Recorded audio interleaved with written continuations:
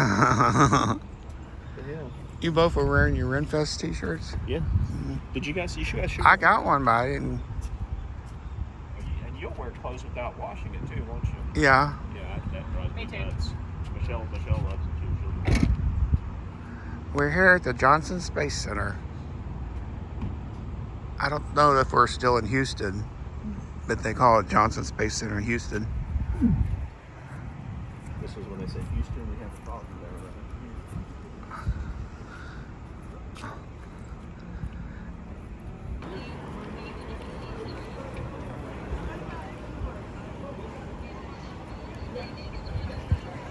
Looks like they're doing some renovations.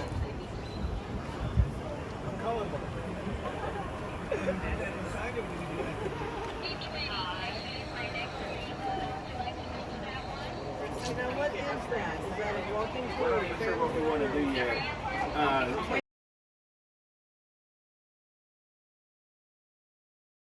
I got the key. I got the key.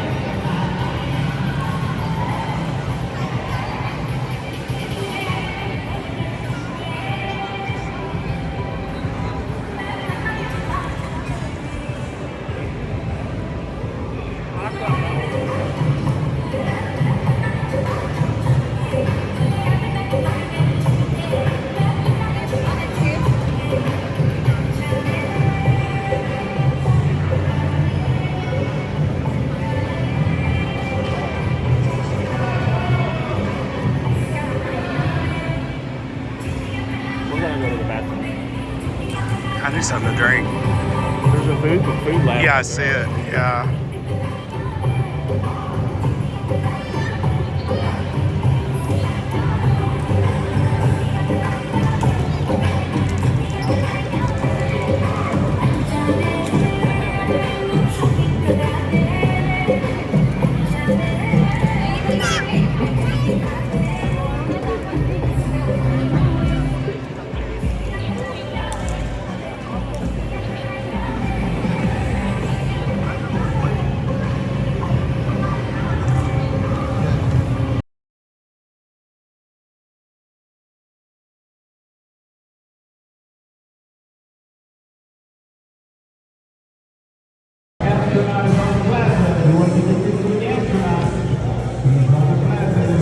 It's kind of blurry, isn't it? Yeah. Oh well. What you got? We're in space, right?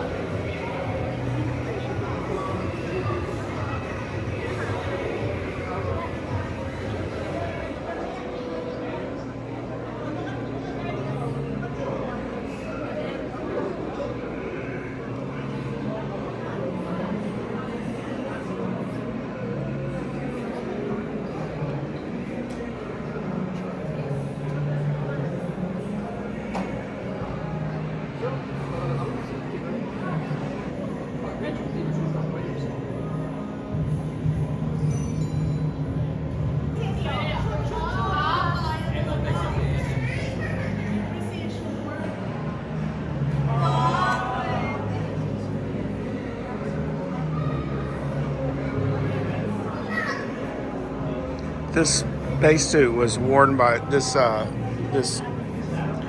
suit was worn by Resnick. She wore she wore it like a week before she died in the shuttle. It was from when she would do his flight training. Look how little she was.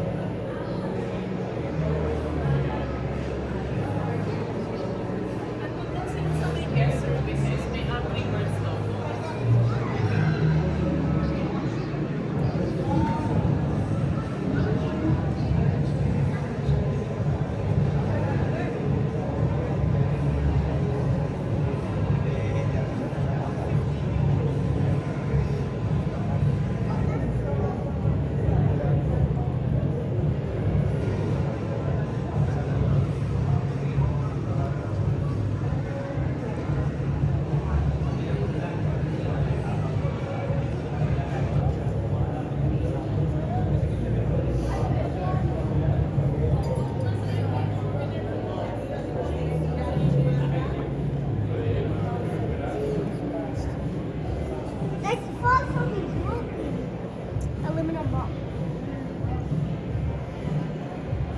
1 inch, 1.5, 2 plastic bag, 1.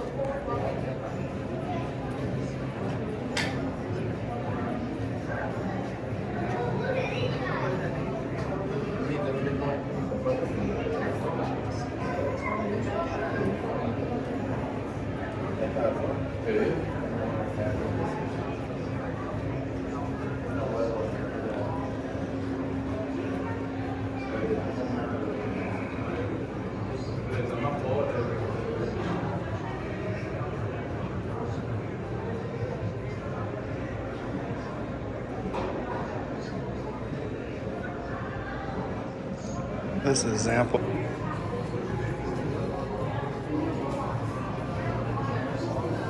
It's the Robonaut.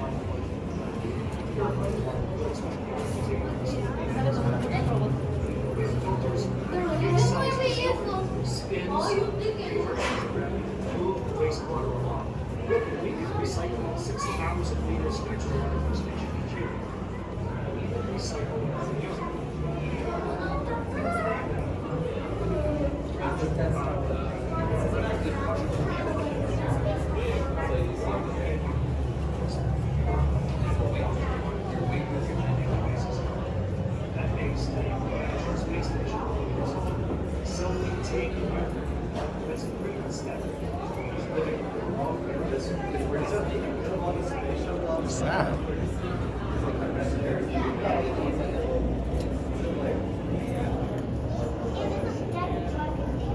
Oatmeal brown sugar.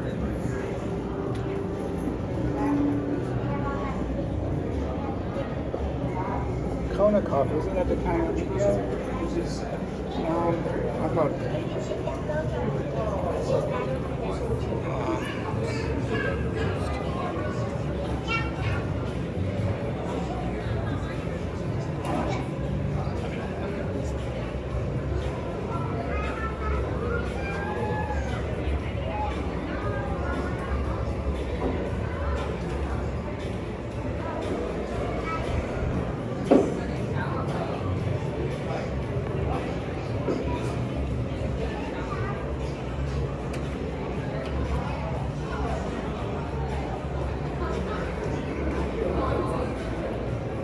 What are you doing?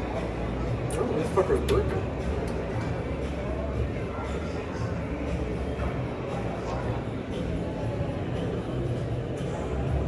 Is that a touch screen?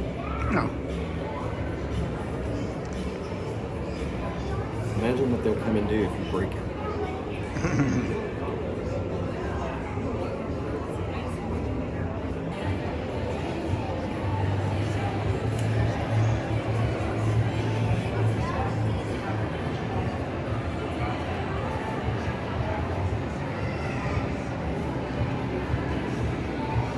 Look, Patrick.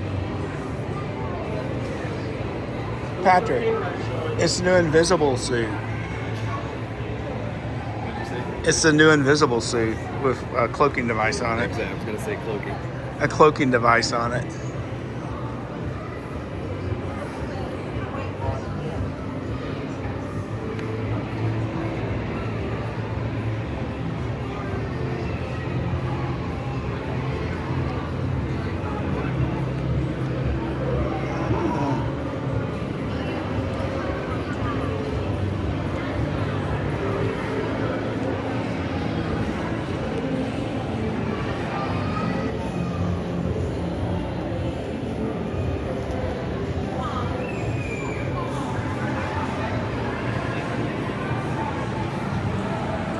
Where's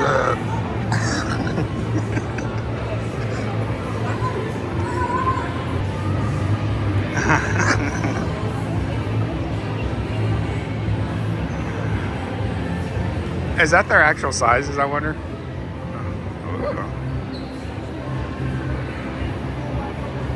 You need to get next to, isn't that, no, that's not Scott Kelly, is it? Oh, these are those people in that Starliner thing. Huh?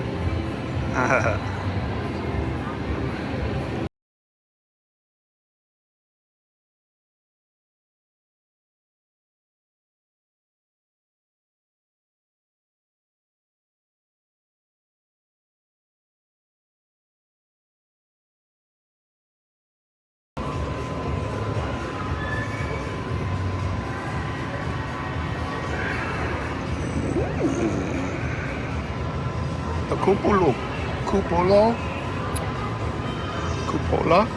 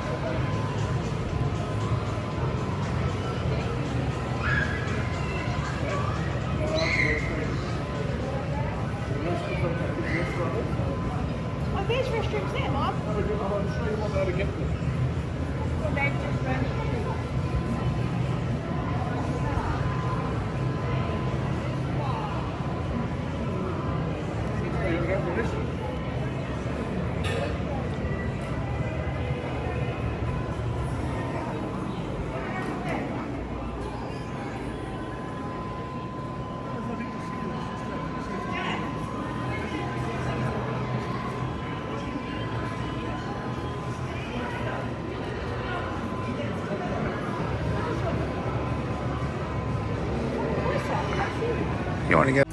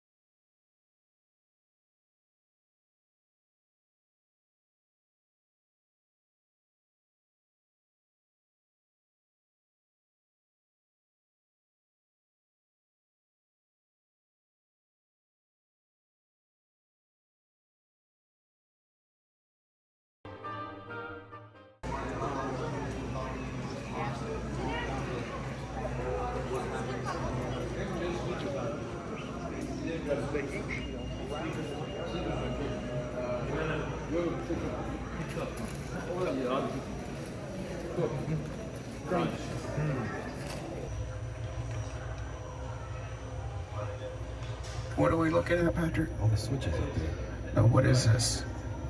It is Part of Skylab. a docking adapter for Skylab. Okay. Yeah.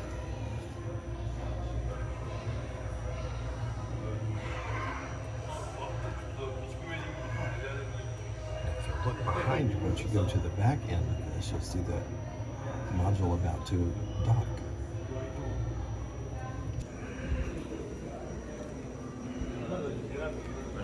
What's inside of it? Astronauts?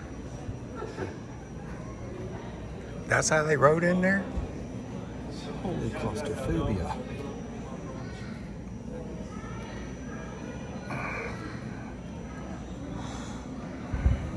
I mean, the first clue. It's like 70s stuff, isn't it? Yeah. I mean, the first clue that space travel might be dangerous is they put you on stretchers in the module. Saying it's not. I know.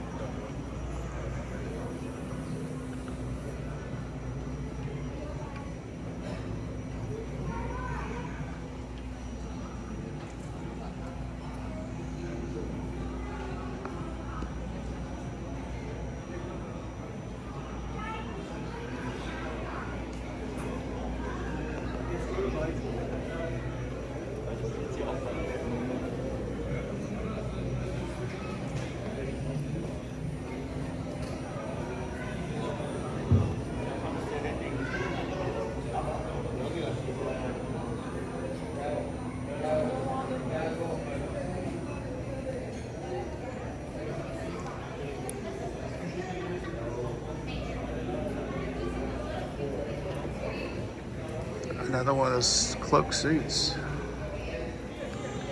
It's an actual representation of my bank account.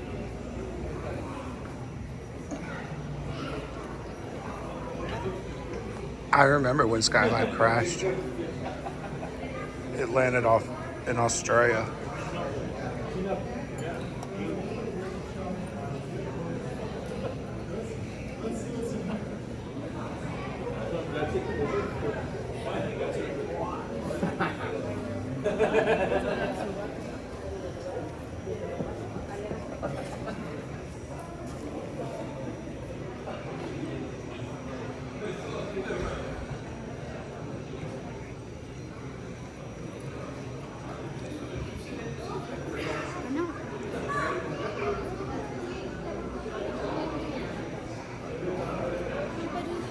Attends.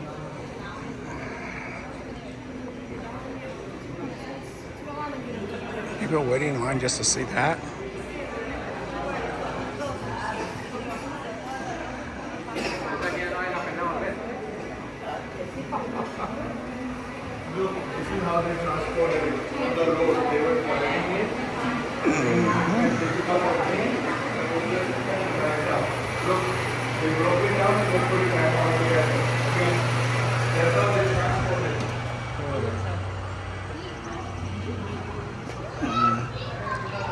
The space shuttle! Dun, dun, dun, dun, dun, dun.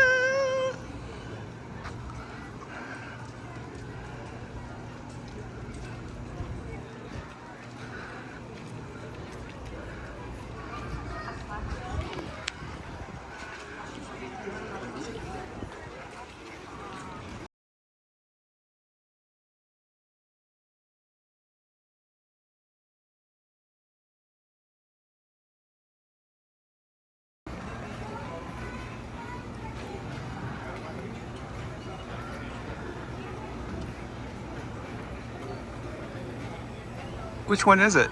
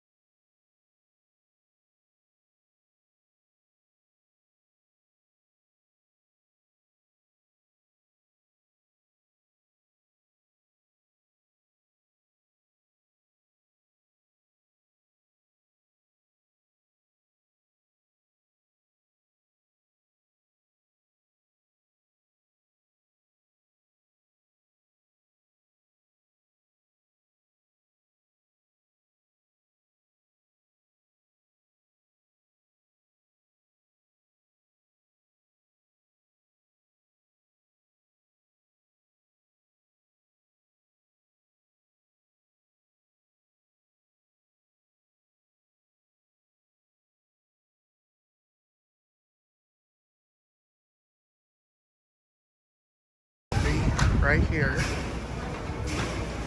on this fine day in Houston, Texas. People are wandering up to see the flight deck. Huffing and puffing all the way. Getting a workout.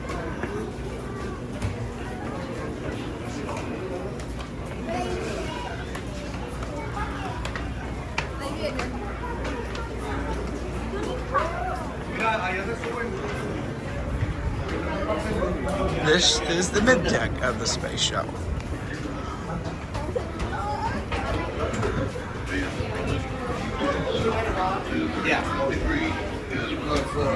Look at this.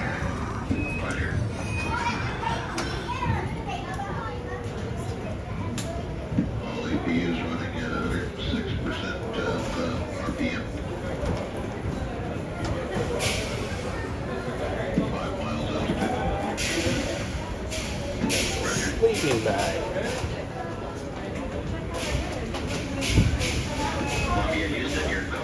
This is the airlock.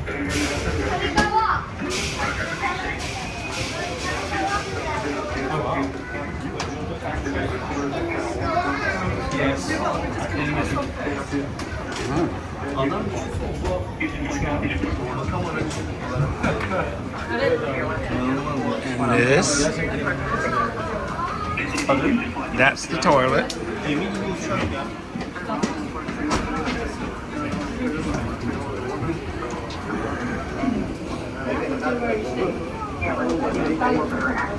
And you thought the ones in airplanes were small.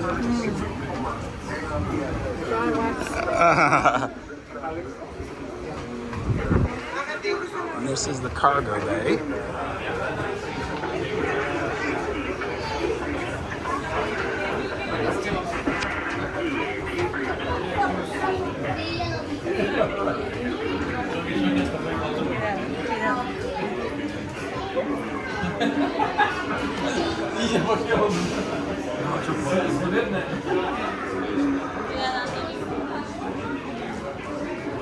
This is where they would launch the satellites from here.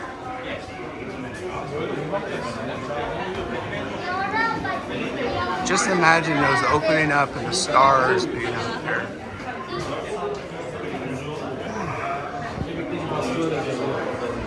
Can you imagine it, Patrick? Patrick, can you just imagine those doors opening up and the stars being out there?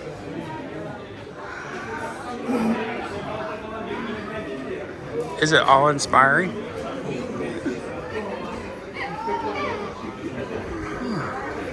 go to the outside direction. I go to the outside direction.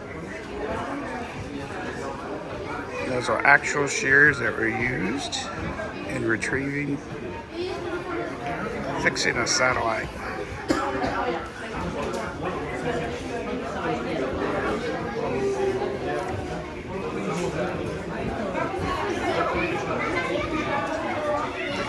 Example of the shuttle pile.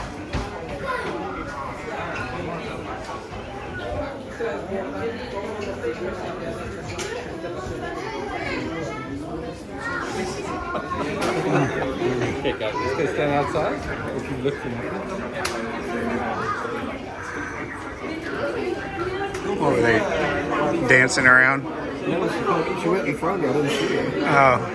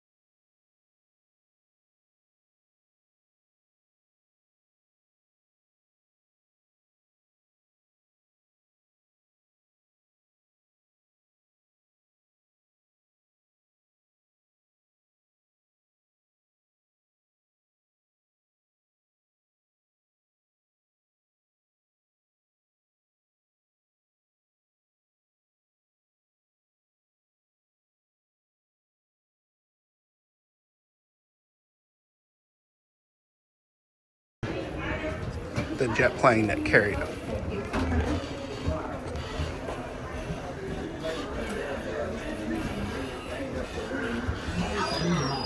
And test after test, John Kuiper and his team finally achieved success.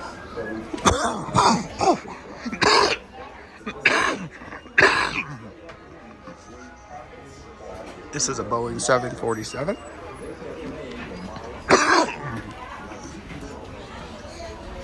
Boeing 747 before.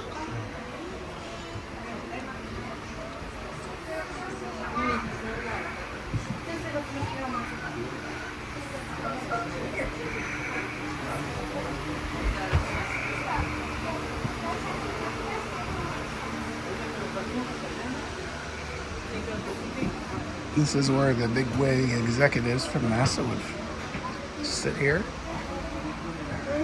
Enrico.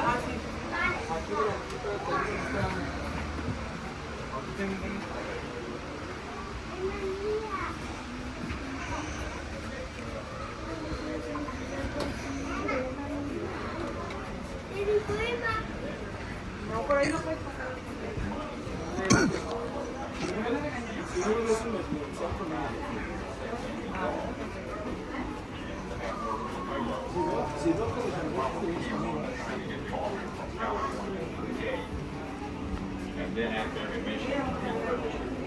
It's one of the strangest sights in all of aviation. A 747 airliner piggybacking a 165,000-pound space shuttle. Who dreamed up this remarkable partnership of an airplane and an orbiter? Whose imagination solved the thorny problem of returning the shuttle to its home base? His name was John Kuiper.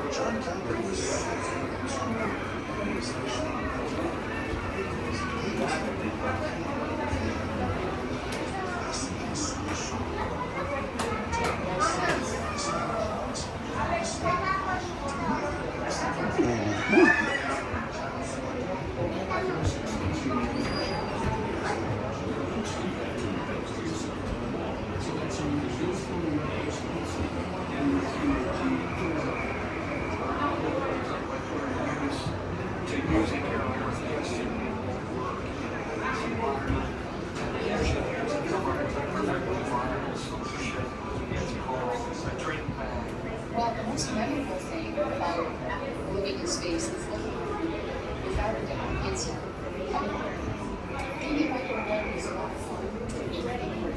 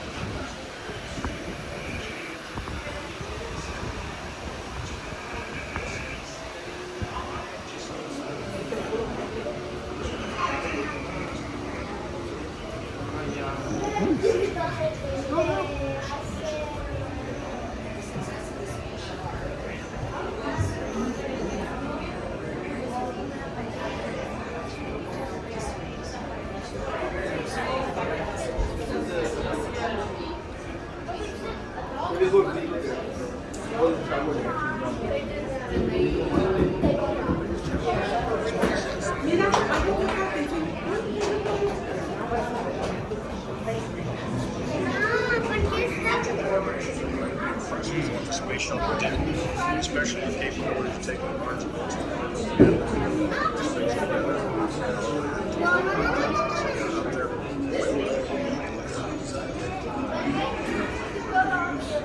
to using here on Earth just simply won't work in this environment. And the engineers have come up with a perfectly viable solution. It's called a drink bag. Well, the most memorable thing about living in space is looking out the window. Without a doubt, it's being able to show is a lot of fun.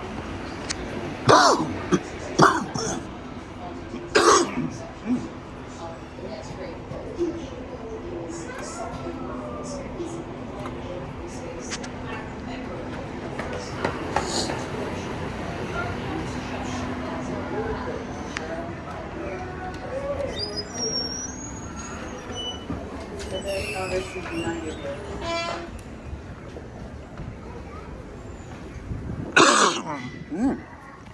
This is the rear landing gear, stowage, and landing gear of the 747.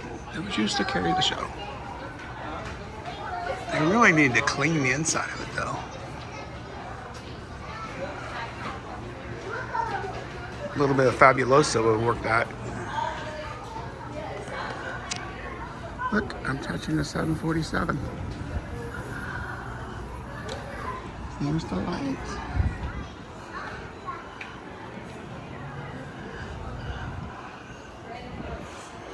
I mean, look how big that is.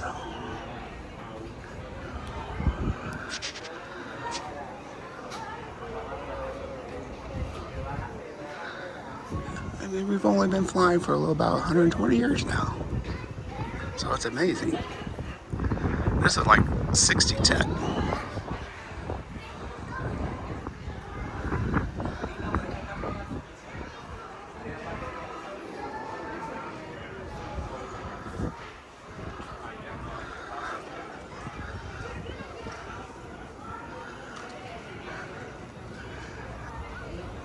Leaving on a jet airplane. What's that song, Patrick?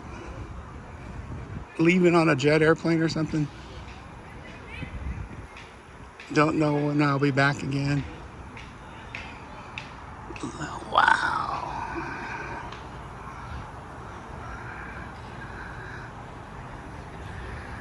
It's so big.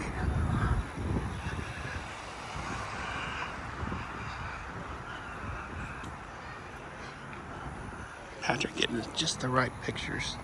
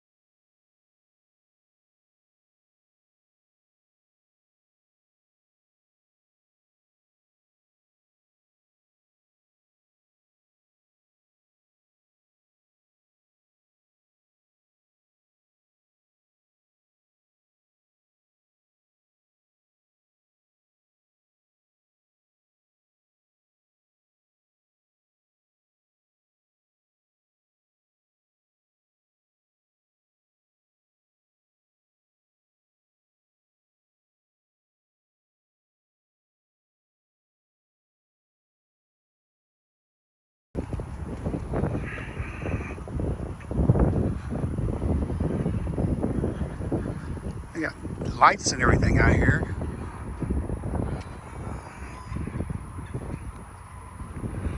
For Christmas.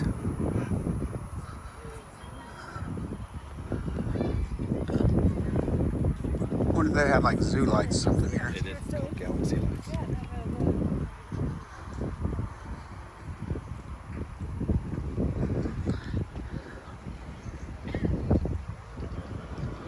So if you're in Houston, come see the Galaxy Lights.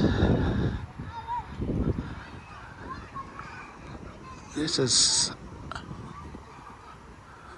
a big rocket.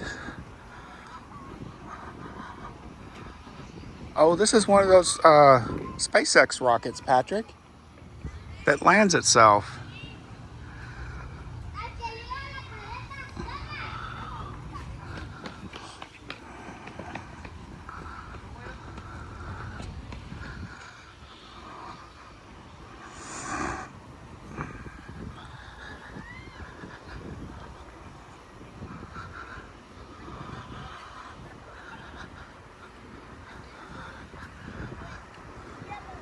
This is a Falcon 9 rocket, Patrick. Ones that land themselves.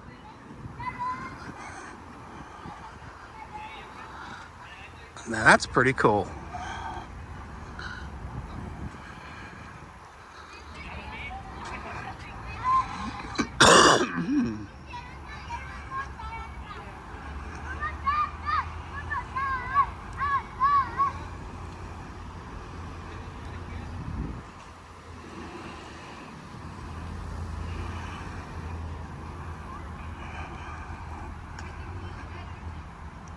I wish they had some steps or something so you can walk up and touch it.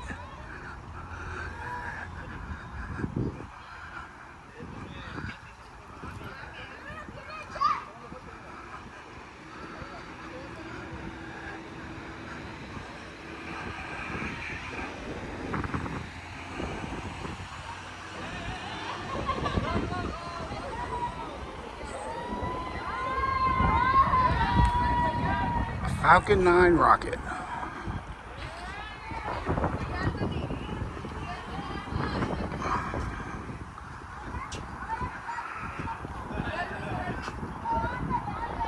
And just beyond there, you can see the space shuttle and the airplane.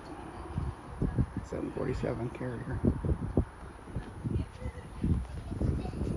I can almost touch it. Almost.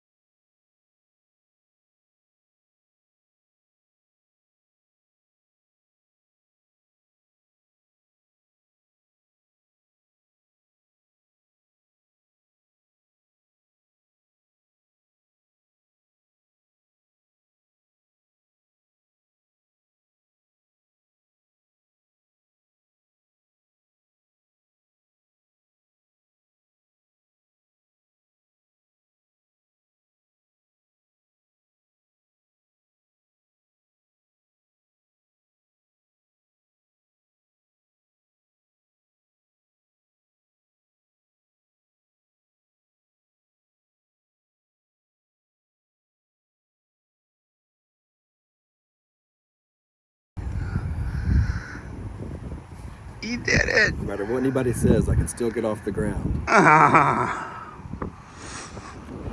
Patrick touched the Falcon 9 rocket.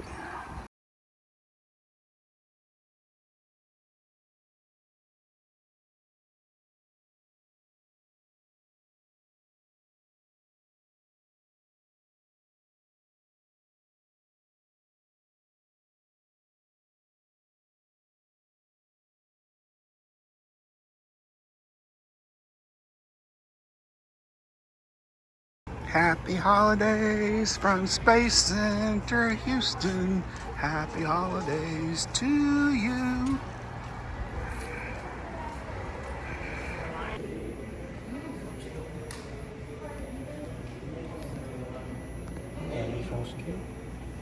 Calculator. Pocket computer.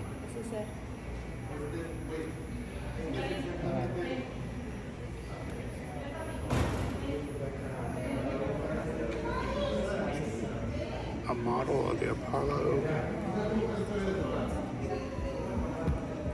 Command Service Module.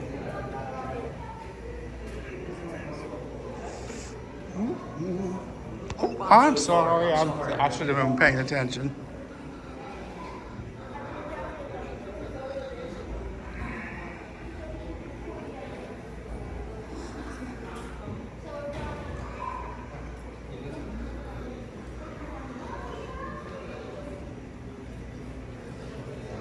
It's a docking module trainer for the Apollo Soyuz mission.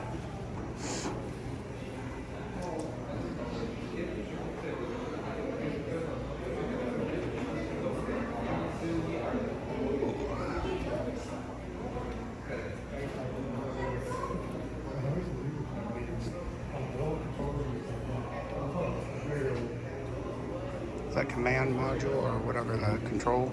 Yep. Mission control console.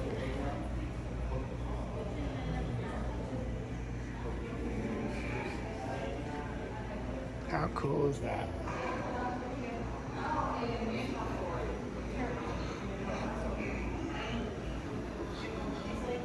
Apollo Soyuz mission suit.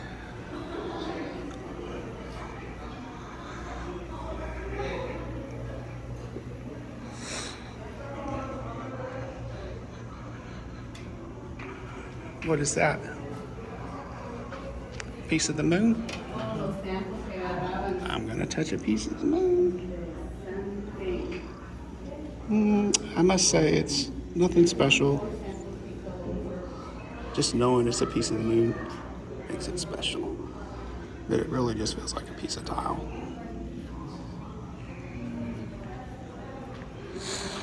This is some actual lunar soil.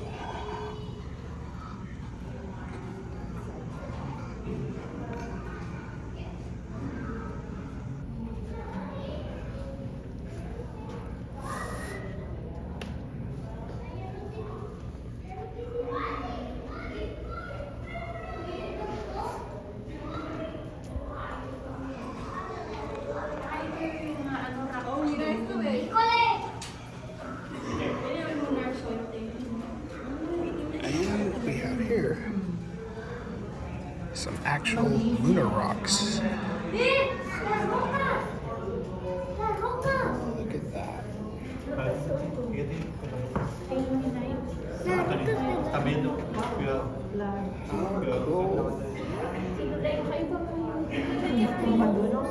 Pinangalan sila ng pangalan.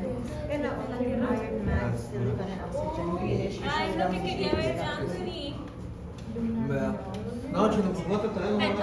my God.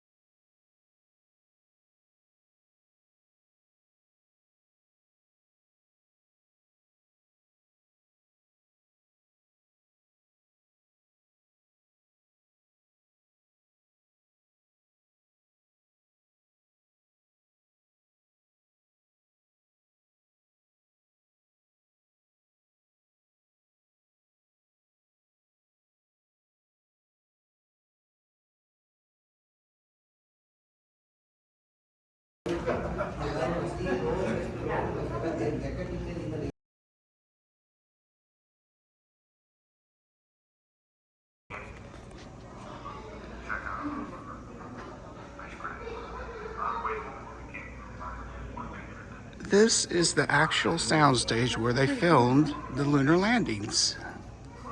I'm just kidding.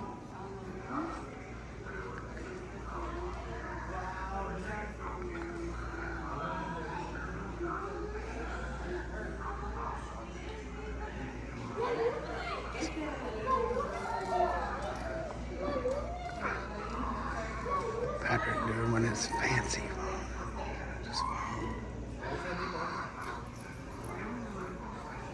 Oh, what's your judgment? Oh.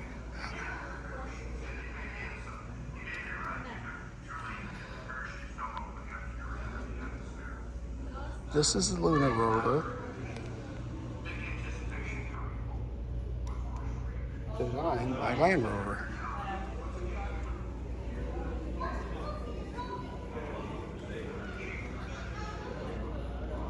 Cool.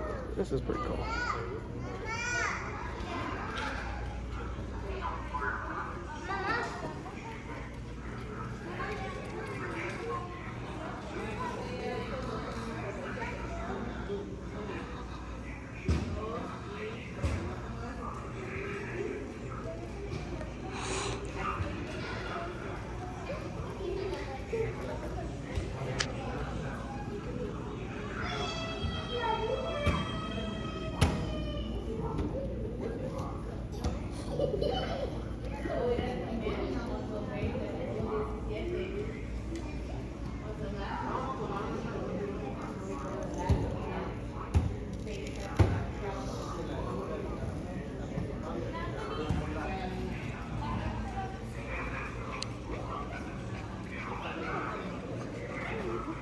What's this?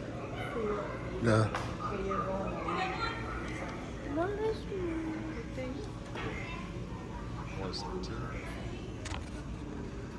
Apollo 17.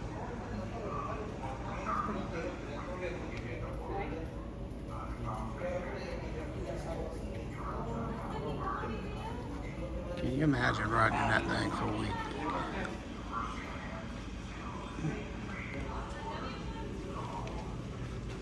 The command module.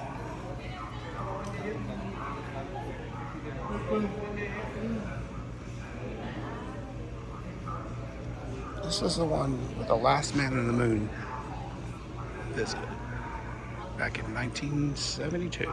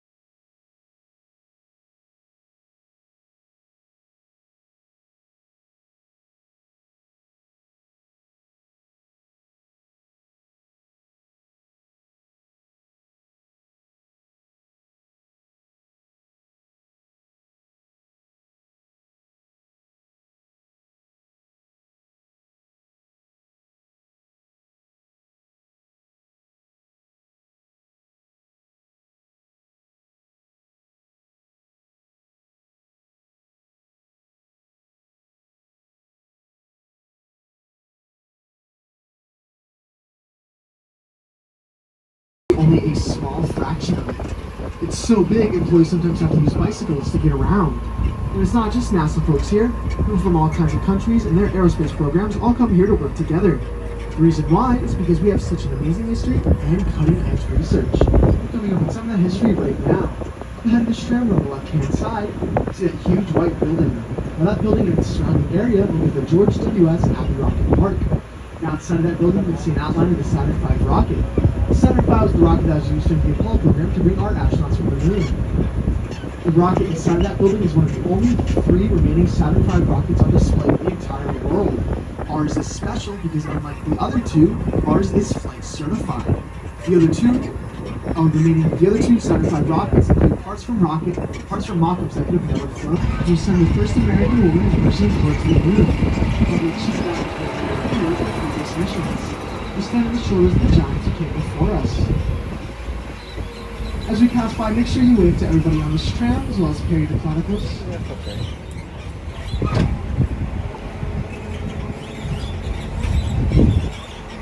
The answer is Orion. Now behind this tram, and on the right-hand side is Building 17, where some of the planning, designing, and engineering of the Orion capsule takes place. That building is also where you can find the most exclusive kitchen on the planet, catering specifically for meals that are out of this world. Walking over in that direction is the Laser Show.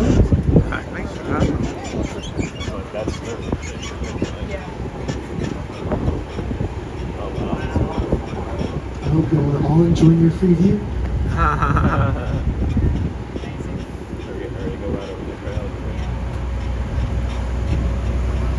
And those huge liquid nitrogen tanks outside of Building 32, over here on the right-hand side, they used to pump cold air to a massive vacuum chamber to simulate the extreme cold of space so that scientists can test it on large space equipment before traveling to space. The James Webb Space Telescope will be tested right here at Building 32 before it launched in 2021. If you haven't already done so, I highly recommend checking out the stunning deep space images as they are just absolutely breathtaking. Building 32 also has an array of heat lamps we call the artificial sun to simulate how hot space can be. Every large space vehicle since the Apollo program has been subjected to both extreme cold and extreme heat in the main large vacuum chamber before launch.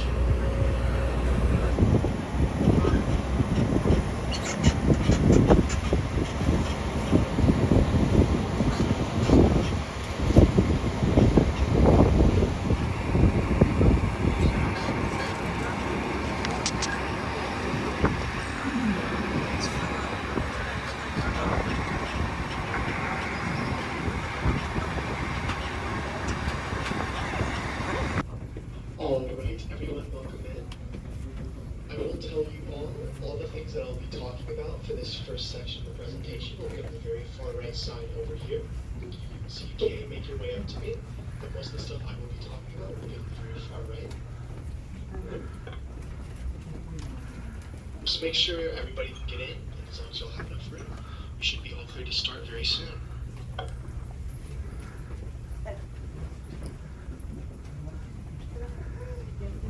Another thing of note, just make sure you stop whenever you reach me ready.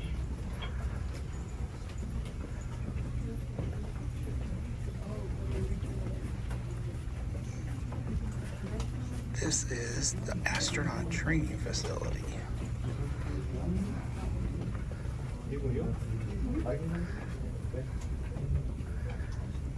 It's exciting.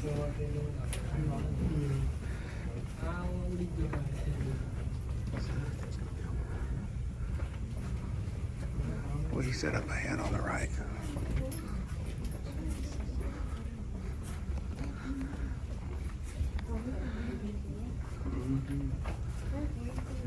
When we went to the one in Florida, they had like an ISS training section, and you could actually see people there doing stuff. Of course, this is a Sunday. It was kind of cool. Oh, there's one of those Starliners.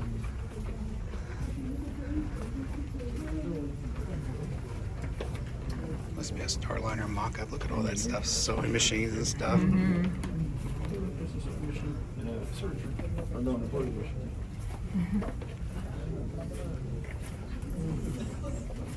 That's cool.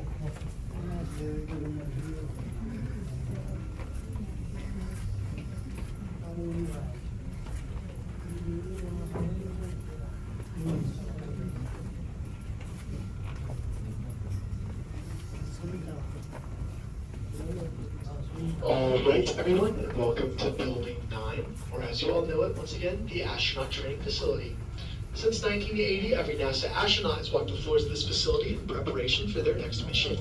Their primary objectives are updating hardware for our current space station missions, as well as preparing for the next generation of spaceflight, the Artemis programs. Now once again, all the things I'll be talking about for this first half of the presentation will be on the very far right over here. So if you're closer to me, you may not be able to see all the things that I'll be talking about. First thing we're going to be starting with are those huge white modules over there. So if everyone look over here to the right to those huge white and gray cylinders under that huge American flag, those are full-scale mock-ups of the International Space Station's modules.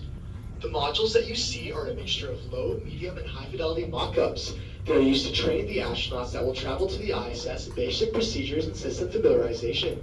To understand the sheer size of the ISS, it measures about 356 feet or 109 meters, and is roughly as long as an American football field. The ISS is traveling around the Earth so fast that in one 24-hour period, it revolves around the Earth 16 times. The primary goal of the International Space Station is to facilitate science experiments that cannot be done here on Earth. The station has had many scientific breakthroughs throughout its 23 years in orbit, like innovations in water filtration and purification systems that allow the station to recycle 93% of the water on board, and fundamental disease research on cancer, asthma, heart disease, and other medical conditions. The ISS is a global partnership of 15 different countries and 5 space agencies, which helps guarantee that the discoveries made in orbit will be shared throughout the world. They have been working for over 20 years to create the most prominent international peacetime collaboration in history. Now, if you look in front of the one ISS modules with the mission patches, that module is also named Zarya, you'll see the Russian Soyuz. Once again, this is the gray capsule in front of the one ISS module with the mission patches. Now that capsule is used for astronauts, cosmonauts, and supplies to travel to and from the ISS. NASA relied on the Russian Soyuz as the only mode of transportation to and from the ISS after the decommissioning of the Space Shuttle program in 2011.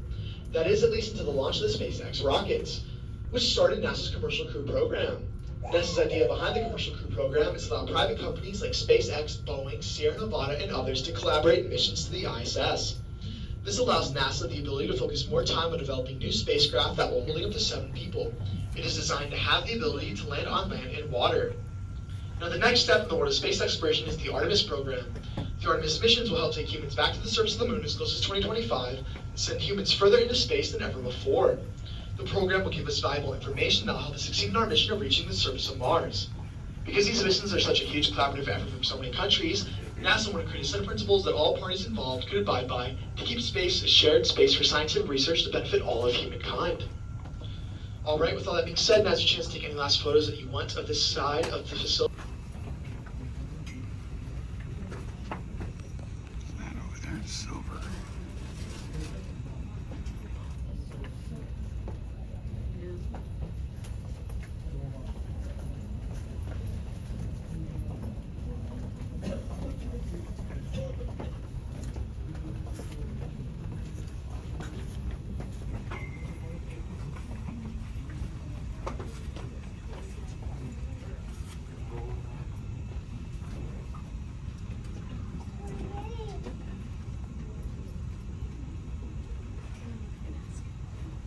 That is over the wheels on it.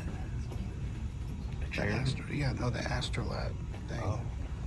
Is that like maybe a lunar rover? Some sort of Rover or some sort? yeah, maybe.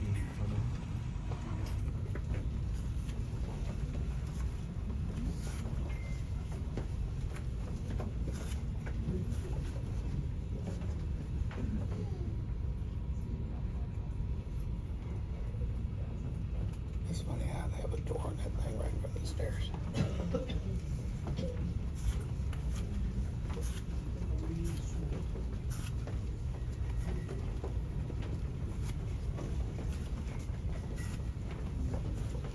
That's the 6 degrees of freedom dynamic test system.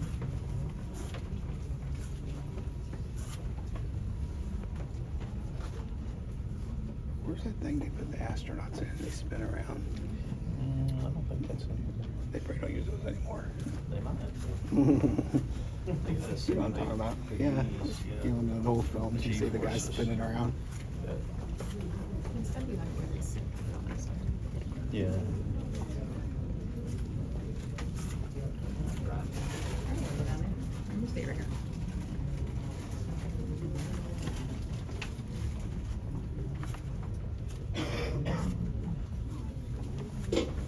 Alright, hello everyone. On this side, this microphone is a little finicky. I've heard some people say it's a little quiet, so can I just get a hands raised for me? Alright, that is so good to know. In front of us, I want you all to look at that blue H-like structure. And I want you to look to the right of that blue H-like structure. Now you'll see a very shiny capsule. If you're closer to me, it may be a little obscure because of the black structure in front of us, but it is the shiniest thing in this building. So once again, to the right of that blue H-like structure, now that is the Orion Command Module. This is the capsule that's been specifically designed to take humans back to the moon as well as into deep space. Engineers and astronauts have been doing extensive training and research to prepare Orion for its first crewed mission scheduled in 2024. The launch of Artemis 1 in November 2022 was an uncrewed and successful mission that taught us that the Orion can complete the enormous goals it was meant to achieve. The Orion is a much larger capsule compared to the Apollo mission capsules, it carrying to 4 astronauts. For a closer look, you're using the full-size Orion research model and the mission exhibit back in Space Center Houston. Now, if you take a look back at that blue H-like structure, that is called the 6 Degrees of Freedom Dynamic Test System, also known as SDTS. Now, that system is used to simulate zero gravity so that scientists can figure out how to dock space equipment in space. Now, not too dissimilar from the SDTS, over here on the left-hand side is the Argos. Now, the Argos, also known as the Active Response Gravity Offload System, is used to train the actual astronauts in those reduced gravity environments like the moon, Mars, or microgravity.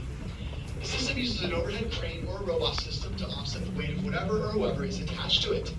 Experienced astronauts, the training simulator comes very close to how it feels in deep space. NASA has also worked with medical professionals to try and deploy a simulator like the Argos in hospitals to aid rehabilitation efforts in patients. That's also what this big black structure in front of us is going to be. Now, once again, today is a weekend, and the workers don't work on the weekend, but when they're here on the weekday, they are very stressed out, scattered all over the place, working very hard on making this extension to the Argos.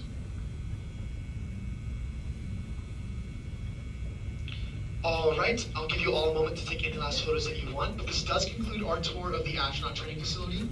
Hope you all enjoyed yourselves and learned a bit more about the science and marvels being developed here at the Johnson Space Center. If you have any questions, please feel free to ask as we get downstairs, and I will try my best to answer. I wonder what that thing with the wheels is on it.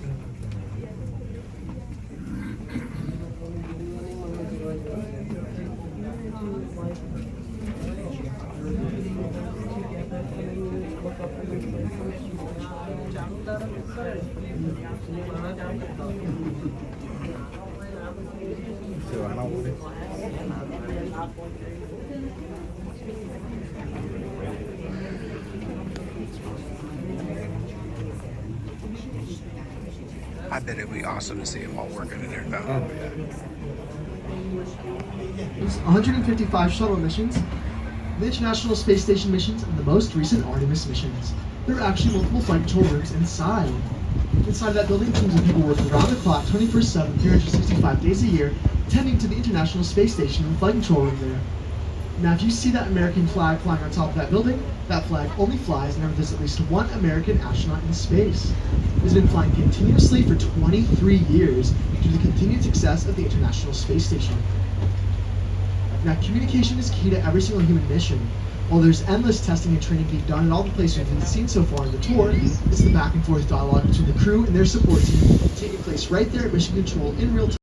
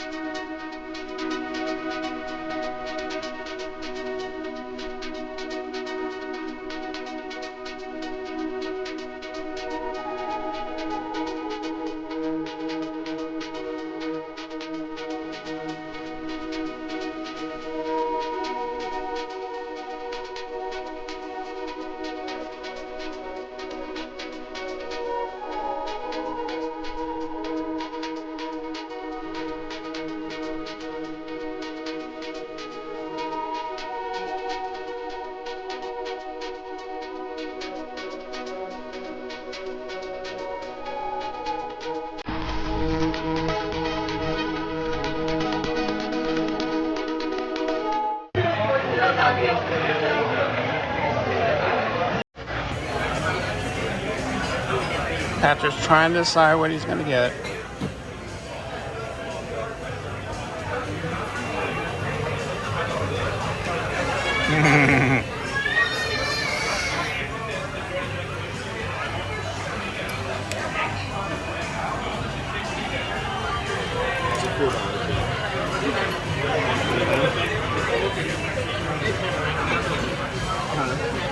No onions, no cheese on it.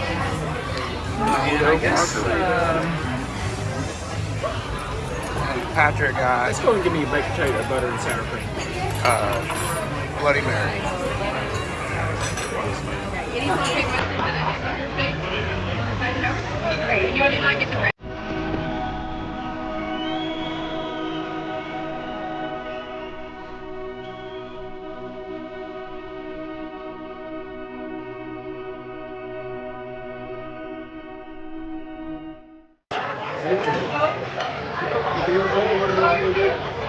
We got our food. I've got filet medallions.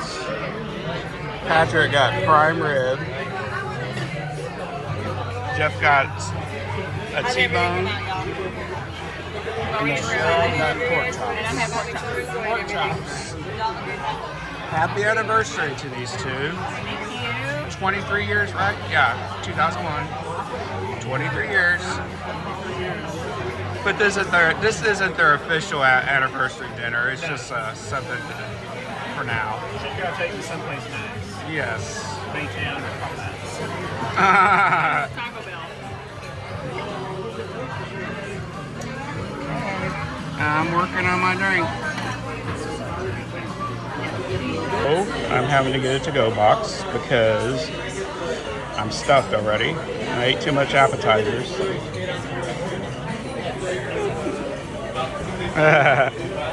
And Michelle and Jeff are too. If Patrick finishes prime ribs,